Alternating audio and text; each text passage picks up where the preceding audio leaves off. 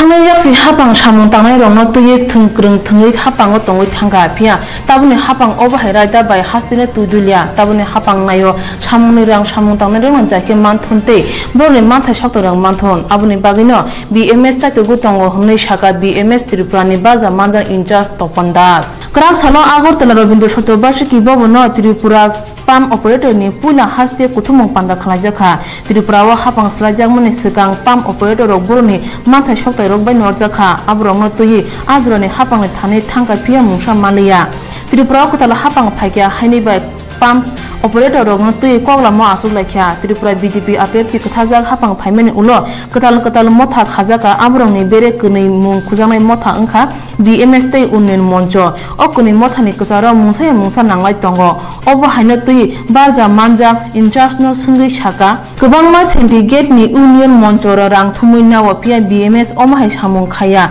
samungni rang samung tangnai rong manthun obo haino nayo Tripura pam operator ni pula haste kuthumung haste ni kwbangma pam operator rok akhine phaiman nukjakha o panda phaimanjakha BMS ni barja manja Topandas akhono khubui kubun adongrok সম্পত্তিটা এটা সরকার তৈরি করে একটা সোসাইটির হাতে handover করেছে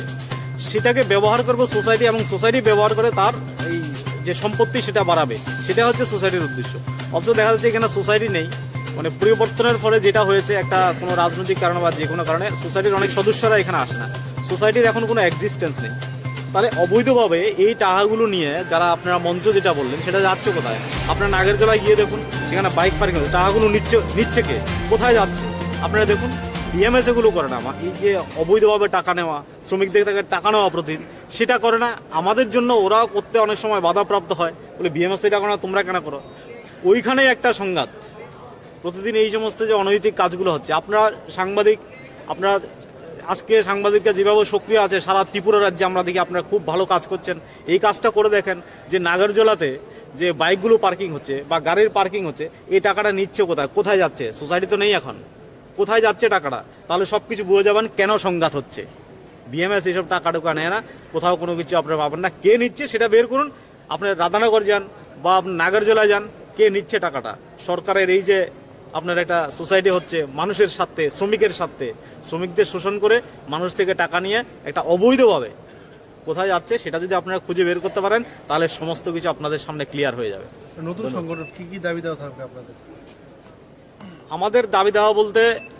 আমাদের একটা অনেকগুলো ইউনিয়ন 50টার মতো ইউনিয়ন আছে ইউনিয়ন ভিত্তিক দাবিগুলো কি হয় আলাদা আলাদা হয়ে থাকে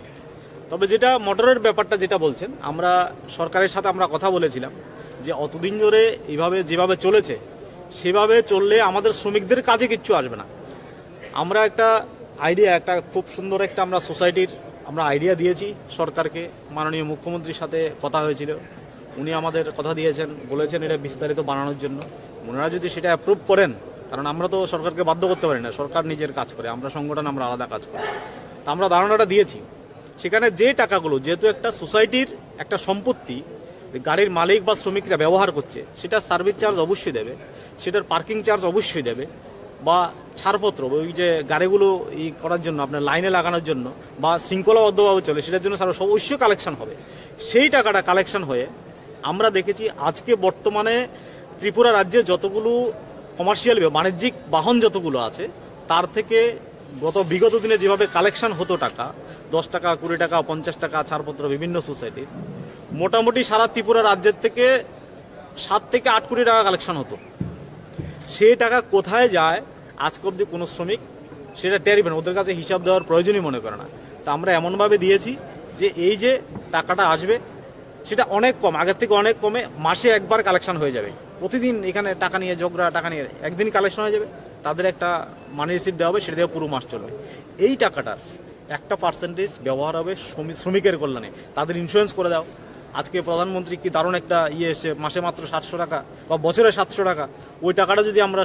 সোসাইটির পক্ষ থেকে শ্রমিকের জন্য দিয়ে দিই তার যদি কোনো একটা অ্যাক্সিডেন্ট হয় ভগবান না করো কেমন তাহলে একটা বিশাল অঙ্কের টাকা প্রায় 15 লক্ষ টাকার মতো পেয়ে যাবে তার ফ্যামিলিটা পেয়ে যাবে ওইটা আমরা করে দেবো বা এত বিশাল অঙ্কের টাকা এই যে আপনার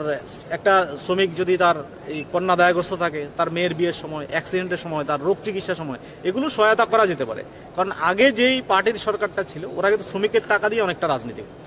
কিন্তু আজকে যে পার্টির সরকারটা আছে ওরা শ্রমিক নিয়ে রাজনীতিও করে না শ্রমিকদের তাদের কোনো সংগঠনও নেই ওরা শ্রমিকের টাকা দিয়ে রাজনীতি করার দরকারও হয় না। এই জন্য শ্রমিকের টাকা দিয়ে শ্রমিকের কীভাবে ডেভেলপমেন্ট হবে, আমাদের সোসাইটির কীভাবে ডেভেলপমেন্ট হবে, এটা দারুণ একটা আমরা ভবিষ্যতের পরিকল্পনা শুদ্ধ আমরা একটা সোসাইটি সরকারের কাছে দিয়েছি। যদি সেটা করতে দেয় তাহলে আগামী দিনে শ্রমিকের জীবনের অনেকটা মান উন্নয়ন হবে, সেটা আমাদের বিশ্বাস আছে।